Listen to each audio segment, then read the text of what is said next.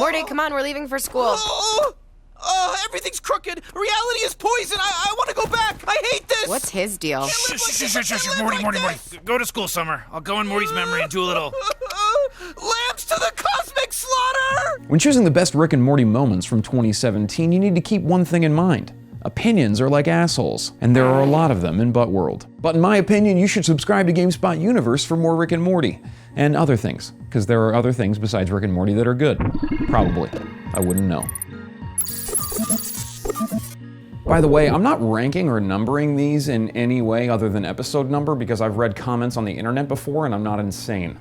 Bird Person's death in Season 2 hit us all pretty hard. Tammy's unknown fate at the end of the episode left us all with burning questions like where is she now and what happened to Bird Person's body. Some of those questions were answered in the awesome end tag of the Season 3 premiere. I am Phoenix Person. But now we have even more questions, like when do we get to see Tammy riding Phoenix Person into battle if Rick destroyed the Galactic Federation? I can answer that. For money.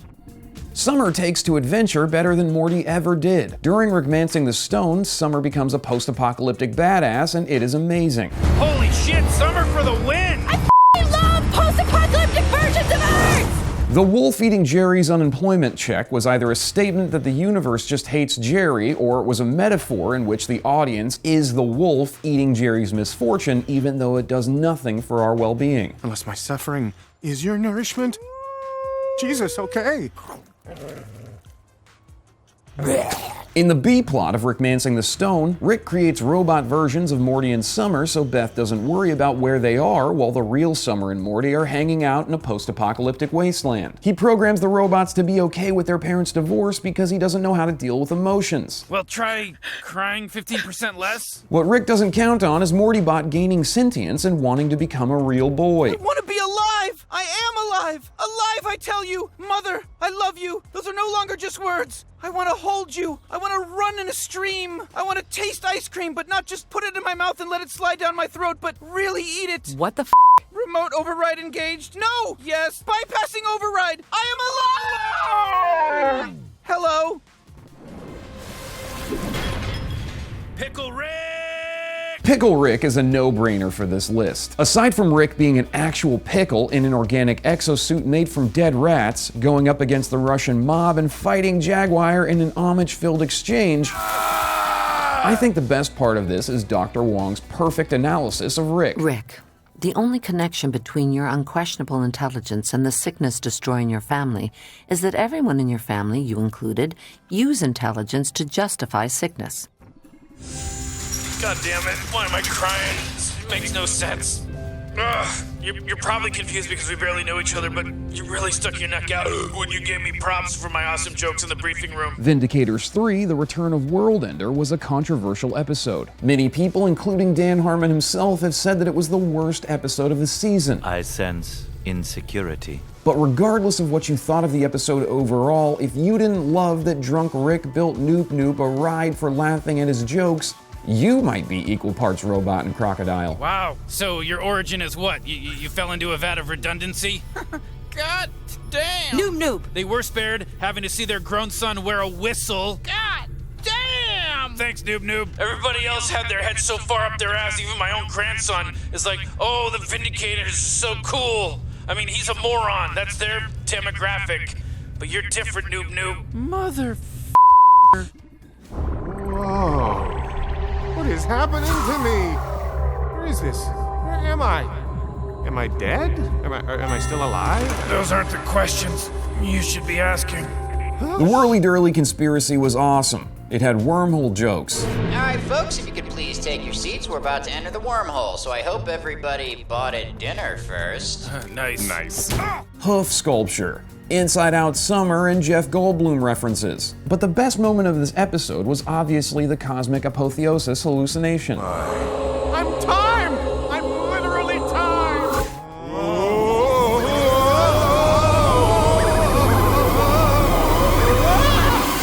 Oh, God.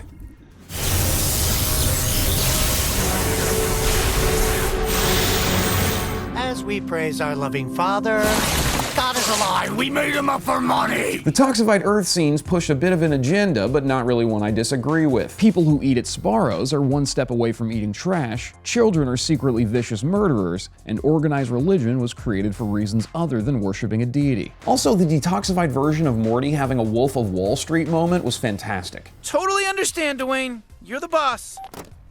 Heinholz Biotech. $1.5 million at 33. The Ricklantis mix-up was one of the greatest episodes of television this year. I actually tried to list out all of the multiverse versions of Rick and Morty in that episode in this video right here. Evil Morty's hostile takeover of the Citadel after he is elected president was a great payoff for something we have been waiting for since season 2. But speeches are for campaigning. Now is the time for action. My personal favorite scene this season was Cop Morty using street slang to get information out of some regular Mortys. Oh, jeez. Hey, what's going on, fellas? Oh, jeez, man. Nothing, man. We're just hanging out and stuff. I hear that. Oh, jeez. I guess I'm supposed to be figuring out who robbed the store across the street, but oh, jeez, I don't know. Really makes you think, huh, Morty? We should never take things for granted. What? I'm just saying, life's short. We shouldn't take things for granted. Are you saying granite? Well, yeah. It's granted with a D. Take things for granted. Did you actually think it was... Jesus Christ, Rick? What are you, a boulder, a rock person? How long have you been saying that wrong? Oh, you like that, huh? I bet that really blows your mind. I mean, yeah, it's kind of great. You want me to erase it? What? You can do that? We all know that Rick Sanchez is supposed to be the smartest character ever.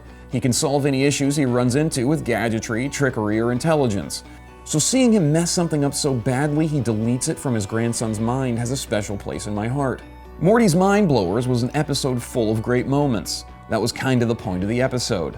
The pivotal moment for me, though, was when we find out the extreme power that squirrels apparently hold over the world, even though it's never been mentioned before. And also the revelation that Rick and Morty have jumped more realities than we have seen on the show. Pack your shit. That's only gonna keep him down for a little bit, Morty. You f***ed with squirrels, Morty. We got a good 5 minutes before they're backing up on our ass, Morty. We have to pack up and move to a new reality, Morty. You know, I said we can only do that a couple of times. We're f***ed over here because of these damn squirrels. There's plenty of evidence leading up to the ABCs of Beth that Beth is as capable and as sociopathic as her father, also just as alcoholic.